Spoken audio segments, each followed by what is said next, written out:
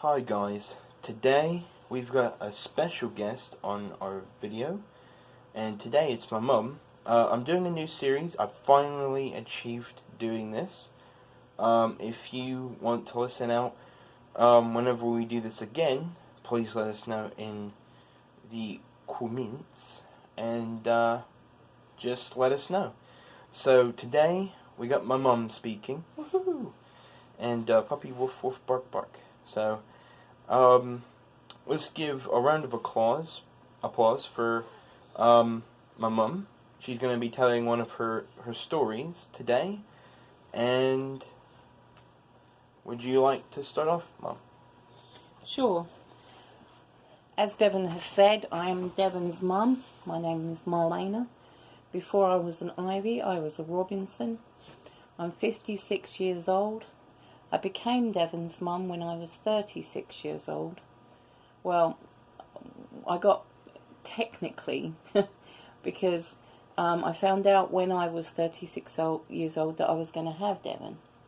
And I'd been married for 4 weeks once I knew that I was having Devon.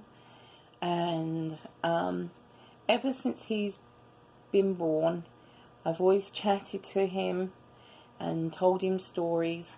Even if I was honest, I didn't know if he knew what I was talking about or not.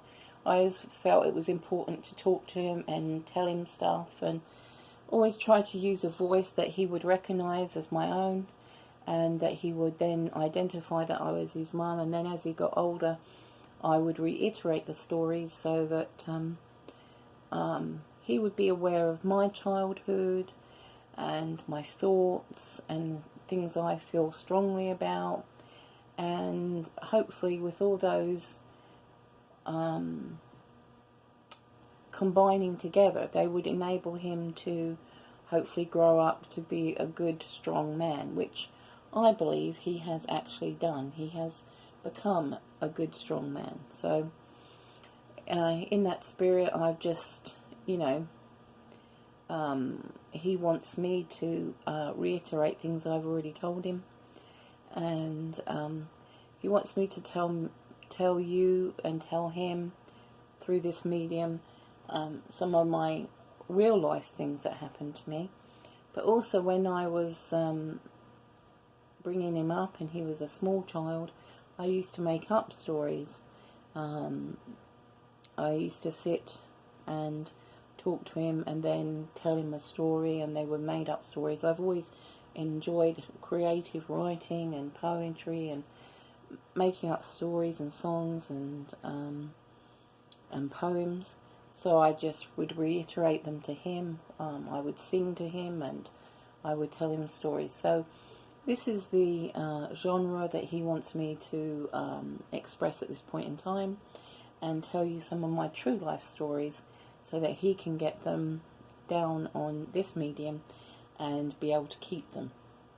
And that's a good idea, I think, because quite often as children are growing, we express things to them, and then they become their memories. But then with time, like all things, memories can, it's their account, not your account. So that's what he wants me to do, is have my account of my past and when I was a child or whatever. So here we go. Today is Monday and it's the 1st of June, and it's one of those days where it's sunny, it's not too warm, it's a very pretty day, and it's very reminiscent of an English summer day that I'm used to. I know summer days in England may be a lot different. They may be a lot warmer, but when I was growing up, quite often they were these kind of temperatures, which were in the 70s. And one of my most favourite things to do when I was growing up, I lived in a place called Paddock Wood, which is in Kent, which is in England. And from being quite young, around 9 or 10 years old, until I was up in my teens, one of my favourite things was to pack a sandwich, take some fruit, take some lemon barley water, take a sketch pad, take my diary, take my writing pad, and go to a place called Wested Wood. Wested Wood was about a 20-minute walk from where I lived. I lived in a place called Ringdon Avenue, and I would walk there. I would take my time. There was no sense of hurry or having to, be expedient about it. I rambled along, and I would sometimes take a small transistor radio, and because I always loved music, and I would go to Wested Woods. I would put out a small blanket. My mum had these very small blankets that she used to use for cots and prams when we were young, and she never got rid of them at that point in time. They were still around in the house. So I used to get one of those, and they made the perfect blanket to sit down. I put it on the grass. Wested Woods was on the right of me, and there was a cornfield on the left of me. People would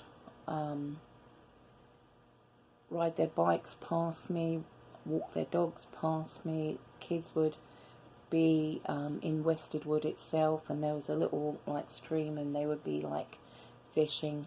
In the distance there was a railway line, and you could hear trains going up and down.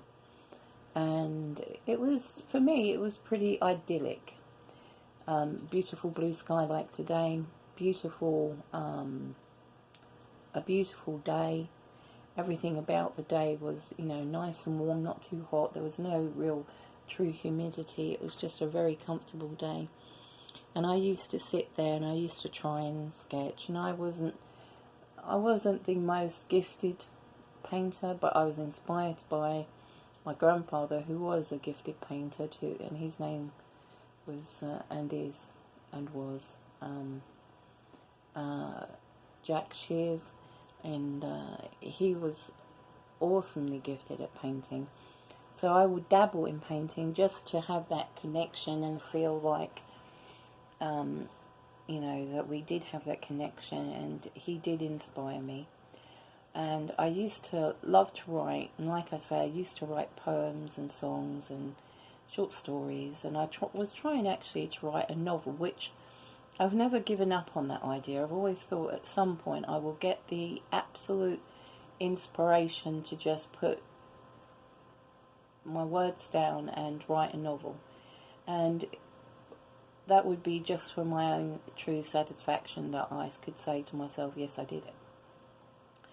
So I used to dabble in writing, and I used to sit there and have a sandwich, listen to some music, and I usually listened to Radio 1. That was what I usually would listen to, and it would have, the pop tunes from that particular era, and I'd have it on low just so it was for my own entertainment, unless a particular song that I really liked would come on, and then I'd blast it, and I might get up and jig about a bit, and because music has always made me happy. I love to dance.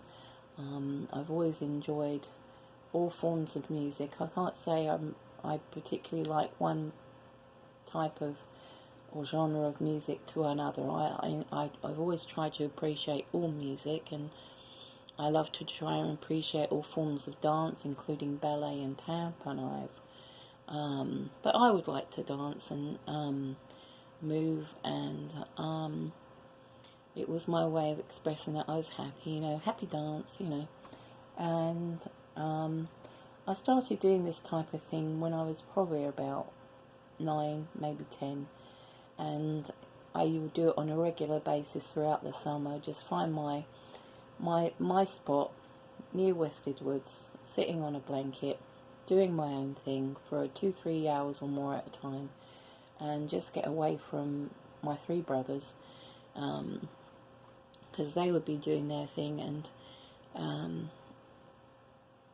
playing and stuff wasn't my cup of tea. Sometimes I go out and meet up with other kids and skip and hang out, but generally I was more into my own company, and during the summer this was the sort of thing I would do, just find a blanket, take some munch, a drink, and sit and express myself through drawing, painting, or writing down something. Because I had lots of things on my mind and I would like to have expressed them verbally, but I didn't feel that there were people I could express them to, people that would want to listen to me about them.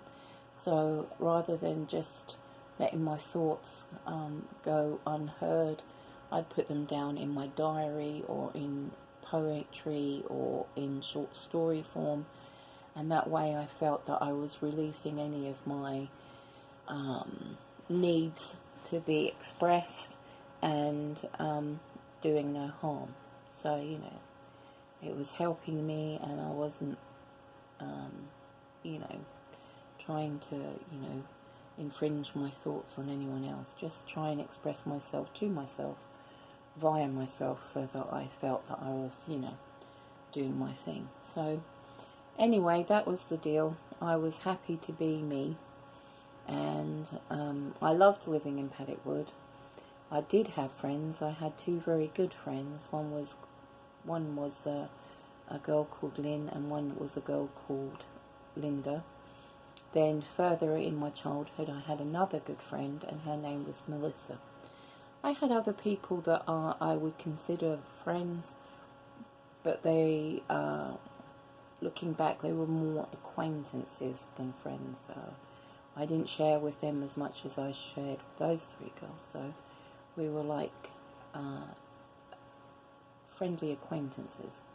So that was my story that I would tell Devon sometimes. I would tell him about Westwood Woods. I would tell him about the bluebells that were in Westwood Woods when it was in the height of spring and early summer. That there would be butterflies, that there was this lovely warm smell, and I don't know how else to express it, but when the sunshine was out and it was beating on the grass and it was beating down on the trees and the bluebells and it was beating in the cornfield, there would be this lovely, wonderful smell, and it was just what I would call this warm smell. It was the summer smell. It just smelt like summer. You have that hint of the, you know, the bluebells and the grass, and you'd have that buzzing noise of someone in the nearby neighbourhoods mowing their grass, and you'd have that sound of the buzzing bee, and that was the quintessential English summer to me. And after I'd spent a couple of hours or so there doing my own thing, listening to music, hanging out, talking to people as they went by, whether they were kids on bikes, whether there were people taking a stroll, whether there were people walking their dogs, I would then leave and I would walk then on into the village, and I would pick up some form of ice cream to take home for everybody to have when I got there. We would it would be too early for, you know, dinner or tea, depending what sometimes we'd call it tea, sometimes we'd call it dinner, but our evening meal in the summer was usually later, much later in the evening than it would be if it was a school day, or it was more like a perpetual continuum of a weekend, like every summer day was a weekend. And so to bridge the gap between lunch and our evening meal, I would pick up ice cream, and I would try to remember what type of ice cream we had the day before, and I'd try and get a different ice cream for that day. And one of our favourite ice creams was just a simple vanilla Cornish ice cream made in Cornwall. Walls made it, which was a company that made ice cream, and it came in on a block, and it was this deep yellow colour. It was very rich, and we would get these packs of wafers, and they were sugar wafers.